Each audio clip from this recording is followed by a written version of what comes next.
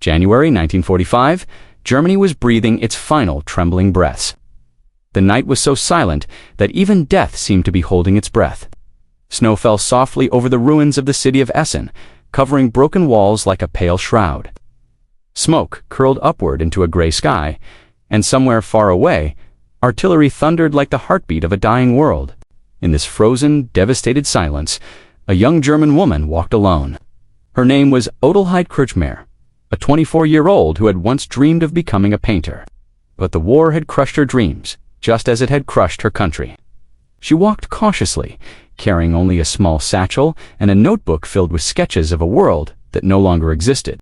Essen, once an industrial powerhouse, now lay like a corpse gold, still and broken. Every street was a wound, every building a dead story. Adelheid had no destination, only a purpose. She was searching for her younger brother Matthias, who had disappeared in the chaos of the last Allied bombardment. Snowflakes drifted down soundlessly, her boots crunched softly over the rubble. She paused at the corner of an alley, staring at the ruins of a bakery where she and Matthias once used to buy bread. Now it was nothing but blackened stone. A sudden gust of wind carried with it the scent of burning metal and despair.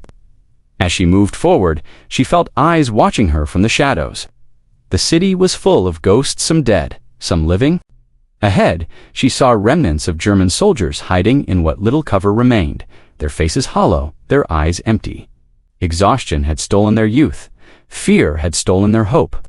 They barely acknowledged her. Adelheid continued walking until she reached the old cathedral square. Here the devastation looked almost biblical. Half the cathedral had collapsed, leaving only a jagged, skeletal tower reaching into the gray sky like a shattered prayer. Beneath it, she noticed fresh footprints in the snow, small footprints. She crouched and touched them. "Matthias," she whispered. Her heart pounded. Hope, something she had not dared to feel in weeks, glimmered inside her. Following the tracks, she moved deeper into the ruins. A distant explosion shook the ground. Planes rumbled across the sky like iron vultures. The war was closing in from every direction. Germany was collapsing, city by city, brick by brick, dream by dream.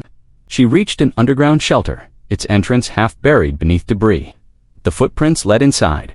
She felt the cold bite her skin as she slipped in, gripping a broken lantern she had found earlier. Inside, only darkness greeted her. The air smelled of damp concrete and fear. "Matthias," she called softly. A rustle, a faint cough. A small voice replied, trembling. "Adelheid." She froze. Tears blurred her vision. She lifted the lantern, and in the weak glow saw her brother curled up against the wall, shivering uncontrollably. His face was pale, his eyes terrified.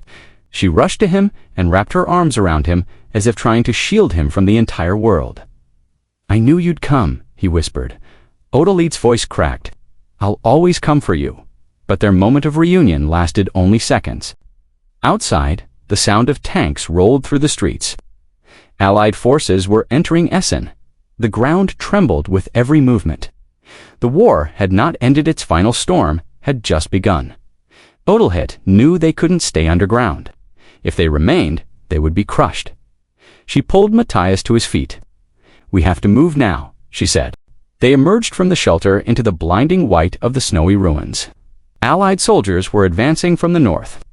German soldiers were retreating, shouting orders that carried no meaning anymore. Smoke rose from burning factories. The entire city felt like a sinking ship. Adelheid held Matthias's hand tightly as they navigated through collapsing streets. At one point, a building crashed down behind them, sending up a cloud of dust that mingled with falling snow. Matthias stumbled, but she pulled him forward with every ounce of strength she had left. The city was dying. But Adelheid refused to let her brother die with it. They reached a small bridge overlooking the frozen river. Here the world seemed strangely quiet, as if time itself had paused to watch them. "Where will we go?" Matthias asked weakly. "Anywhere the war isn't," she replied. "Anywhere we can breathe again."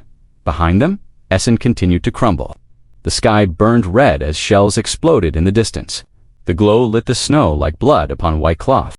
Adelheid looked back one last time at the ruins of the city that had shaped her, hurt her, and, in the end, taken everything from her.